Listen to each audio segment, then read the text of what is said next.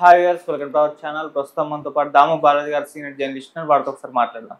Sir నమస్కారం. నమస్తే sir, మళ్ళీ భారత్ పాకిస్తాన్ మధ్య యుద్ధం వచ్చే అవకాశాలు కనిపిస్తున్నాయి అంటున్నారు సార్. అంటే 4 రాష్ట్రాల సరిహద్దుల్లో ఇప్పుడు మాక్ డ్రిల్ నిర్వహించబోతున్నారు. గతంలో అప్పుడు మాక్ డ్రిల్ నిర్వహించిన తర్వాత ఆపరేషన్ సింధూర్ స్టార్ట్ చేశారు. సో ఇప్పుడు మళ్ళీ మాక్ డ్రిల్ నిర్వహిస్తున్నారు. ఎందుకు ఈ మాక్ డ్రిల్ నిర్వహిస్తున్నారు? మళ్ళీ ఏమన్నా పాకిస్తాన్ అటాక్ చేసే అవకాశాలు ఏమన్నా ఉన్నాయా? మళ్ళీ యుద్ధం వచ్చే ఛాన్స్ ఉన్నాయా అంటూ చర్చించుకోవడం చూస్తున్నాం. మరి దీనికి సంబంధించి ఏం జరిగే అవకాశం? 2 రోజుల ముందు కూడా మోడీ తీవ్రంగా హెచ్చరించాడు పాకిస్తాన్ని.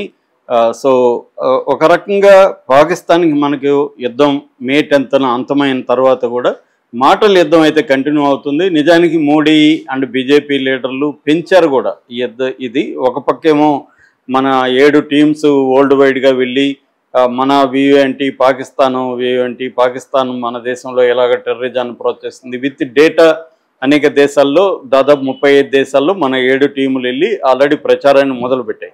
దీనికి ప్రతీకారంగా పాకిస్తాన్ కూడా కొన్ని టీముల్ని ఫామ్ చేసి వాళ్ళు కూడా అనేక దేశాలకు వెళ్ళి వాళ్ళు కూడా ప్రచారం మొదలుపెట్టారు.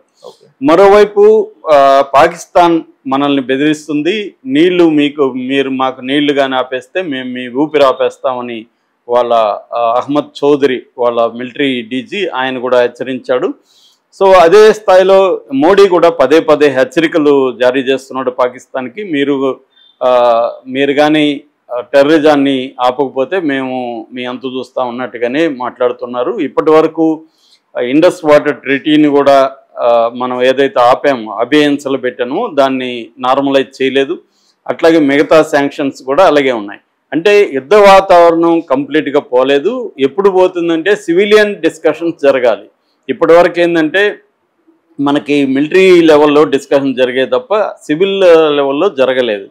సో సివిల్ లెవెల్లో జరగాలంటే మోడీ కండిషన్లు ఆల్రెడీ పెట్టాడు. అదేంటంటే ముందు మీరు టెర్రరిజాన్ని ఆపాలి, జరిగితే చర్చలు ఇద్దరి మధ్య జరగాలి, 2 అజెండాలో ఉండాలి. 1 terrorism, 2 POK Pak occupied Kashmir. ఈ 2 అంశాల మీద మాత్రమే చర్చ జరగాలనేది మోడీ పట్టుబడుతున్నాడు. దానికి పాకిస్తాన్ రెడీగా లేదు. అందువల్ల ఇప్పుడే చర్చలు జరిగే అవకాశం లేదని చెప్తున్నారు. ఈ క్రమంలో ఏమవుతుందంటే యుద్ధ విరమణ తర్వాత కూడా పాకిస్తాన్ వాళ్ళు మన బార్డర్ స్టేట్లలో అటాక్స్ మొదలుపెట్టారు. ముఖ్యంగా LOC లైన్ ఆఫ్ కంట్రోల్ 740 కిలోమీటర్లు మనకి వాళ్ళకి మధ్య ఉంటుంది. LOC దగ్గర IB ఇంటర్నేషనల్ బార్డర్ 3320 కిలోమీటర్ల పొడవుతూ ఉంటుంది. ఈ 2 బార్డర్ల దగ్గరున్న గ్రామాల మీద, సివిలియన్ నివాసాల మీద, మిలిటరీ బేసెస్ మీద పాకిస్తాన్ వాళ్ళు అటాక్స్ చేస్తూనే ఉన్నారు. దానికి రిటాలియేషన్ మనోళ్ళు ఇస్తున్నారు. ఈ మధ్య గత కొన్ని రోజుల నుంచి అది ఆగింది.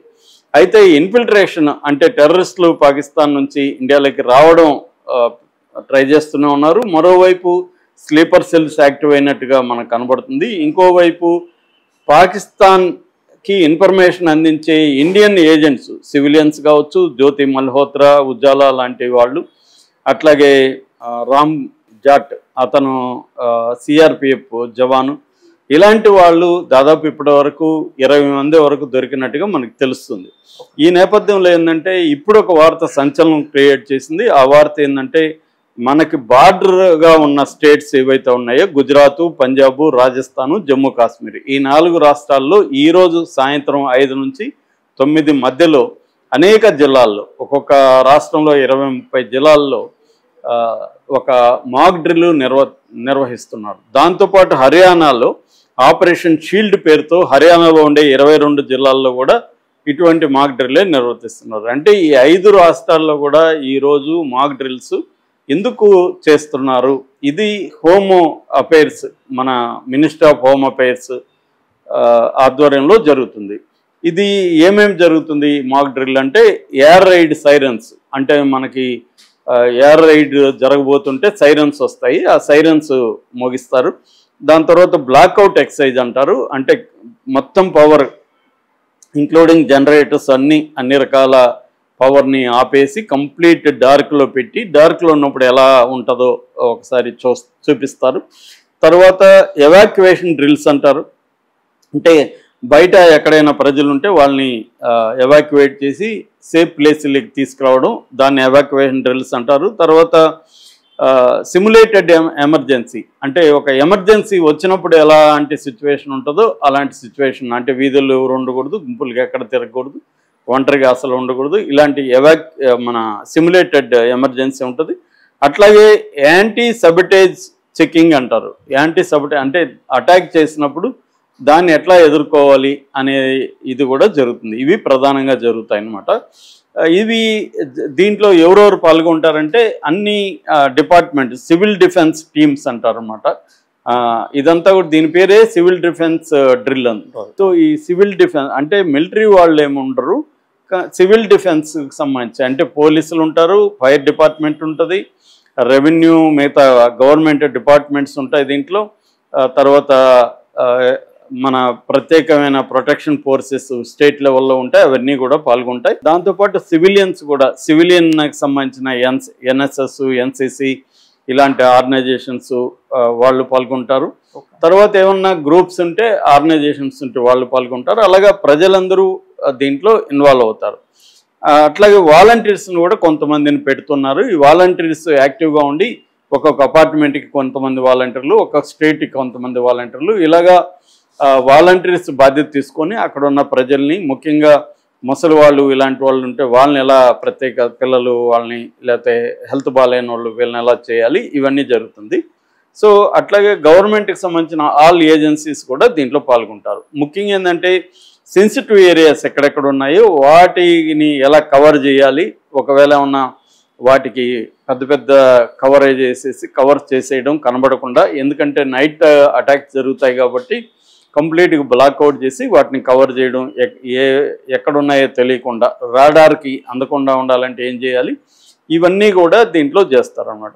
దీని పర్పస్ ఏంటంటే ఎమర్జెన్సీ రెస్పాన్స్కి ఎలా అవ్వాలి, అటాక్స్ జరిగితే ఎలా తాము రక్షించుకోవాలి, గవర్నమెంట్ ఏజెన్సీలు ఎలా పనిచేయాలి, తర్వాత సివిలియన్ రెడీనెస్ అంటే రెడీగా ఉండాలి, ఎప్పటికైనా మనకు యుద్ధం వస్తే రెడీగా అందరూ ఉండాలి. అప్పటికప్పుడు భయపడిపోయి ఆ భయంలో ఏదో ఏం చేయాలో తెలియక ఎలాగంటే అలాగా కాకుండా ఒక ప్లాన్డ్గా, ఒక ఆర్గనైజ్డ్గా బిహేవ్ చేయాలి, విచ్చలవిడిగా ఎట్లంటే అట్లా పరుగులు ఎత్తకుండా.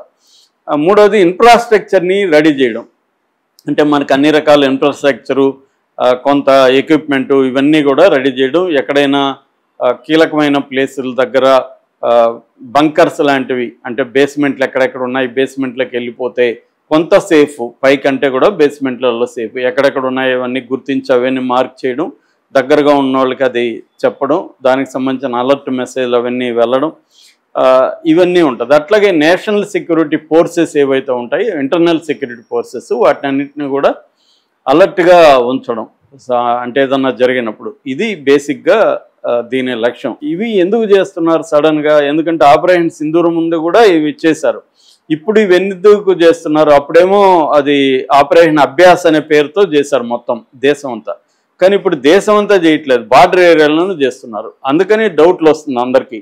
అంటే ఏమైనా ఇప్పుడు ఇంతకుముందు కూడా పాకిస్తాన్ మన దేశం మీద అటాక్ చేసినప్పుడు ఎక్కడ చేసింది, ఈ రాష్ట్రాల మీదే చేసింది, పంజాబ్, హర్యానా, రాజస్థాన్, గుజరాత్, జమ్మూ కాశ్మీర్, ఇక్కడున్న బేసెస్ మీద సివిలియన్